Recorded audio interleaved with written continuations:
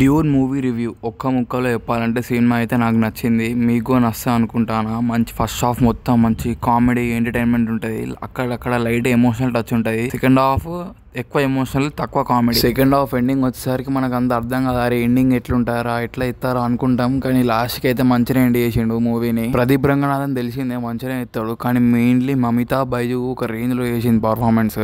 శరత్ కుమార్ గారి కూడా ఒక మంచి రోల్ పడింది, ఆయన కూడా మంచిగానే చేసిండు. ఆ తర్వాత సత్య, సో ఆయన పర్ఫార్మెన్స్ మనకు తెలిసిందే.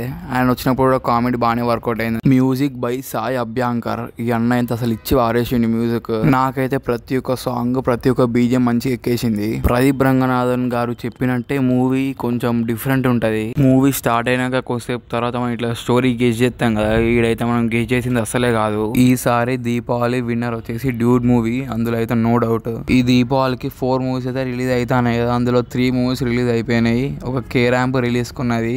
ఈ 3 మూవీస్ లో మిత్రమండలి ఫ్లాప్ అయిపోయింది. డ్యూడ్ మూవీ హిట్ టాక్ తెచ్చుకుంది. అలాగే తెలుసు కదా మూవీ కూడా పాజిటివ్ టాకే తెచ్చుకుంది. ఈ దివాళీకి మీరు ఏ మూవీ వెళ్తారో కామెంట్ చేయండి.